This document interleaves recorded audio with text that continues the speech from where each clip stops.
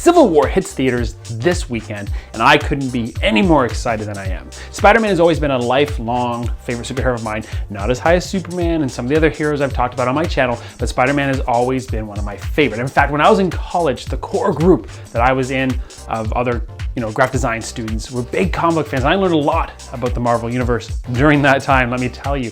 But I'd also rekindled my love for Spider-Man, and I jumped right into the Ultimate Spider-Man series. And I still have many of those comic books hanging around here somewhere, and I was on a monthly subscription, and I followed right along, and it was an amazing ride, especially since it ramped right up to the release of the Spider-Man movie. At the time, I was on the superhero hype forums. I was chatting about it and seeing people's ideas, the people that loved it, the people that hated it. I mean, a lot of people joke that one of Spider-Man's amazing powers was the power of dye sublimating and 3D making and printing and, all that stuff. Apparently the spider bite gives awesome design sets as well. But that costume was pretty unique in its time. You had the 3D webs and all that kind of stuff. And people really didn't know how to take it, but eventually ended up really loving it. In fact, it actually lasted almost all 3 of the Tobey Maguire films. Then we jumped ahead to Andrew Garfield, and his costume was completely different. And they had to do that, I think, in a way.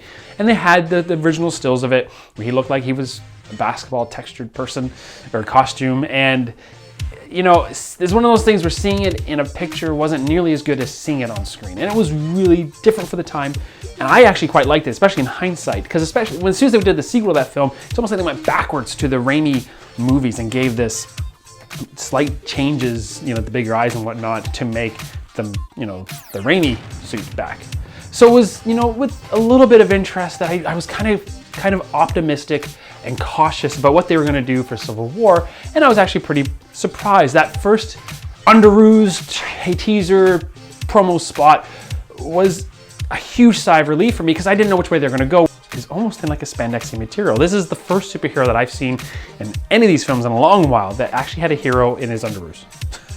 So it's pretty amazing. Plus all the new ideas with it, like the lensed eyes to give that whole classic Spider-Man smaller eyes and the squinty eyes and everything like that. I think it's quite well done, and not as animated as the Deadpool eyes were from that film. So it was pretty cool to see that. Plus it has some cool design elements, like the chevrons on the shoulders to match Captain America's from like the Winter Soldier, and I think what he has now, the Falcon, and a few other things. That design aesthetic carries through, going with the fact that Tony probably fed it through all of them.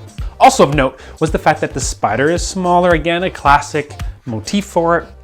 And the back spider actually is nice and fat, one that we've been looking forward to for a while, because the other ones have been kind of spindly, more actual arachnid looking.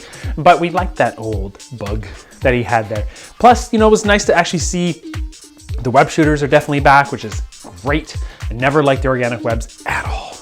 And then the overall feel for it. It definitely feels like a Spider-Man costume. I mean, they've played with it many times, in the entire comic book history. Spider-Man's had a number of different suits, but that kind of look with the red and blue and everything is a staple, is a huge staple in what Spider-Man's supposed to look like. So I look forward to seeing it in action. I have been very careful only to see a couple spots because I want to see Spider-Man, and I haven't really spoiled myself too much. So what do you guys think of this new Spider-Man suit? Do you like it? Do you think it's the best one yet? Do you prefer the Tobey Maguire ones, or even the original the original Amazing Spider-Man one? Do you prefer, Andrew Garfield or Tobey Maguire version, or the Tobey Maguire Andrew Garfield merged version? Or do you like the Nicholas Hammond one or the Japanese one? Let me know down in the comments below which one is your favorite, and let's go from there. So far, I'm undecided. I got to see it in motion, but because I quite liked Andrew Garfield's Amazing Spider-Man one, which I know isn't quite 100%, but I liked it. It was different and new, and it was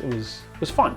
So let me know in the comments though what you think. For now, if you haven't subscribed to me yet, be sure to click over here, do that. I post weekly videos of costumes and props, so if you like that kind of thing, especially if you like comic books and sci-fi and everything like that, this is definitely a channel for you to watch. Every week I'm gonna have a video, and then hopefully once a week as well, we'll have build videos of other things.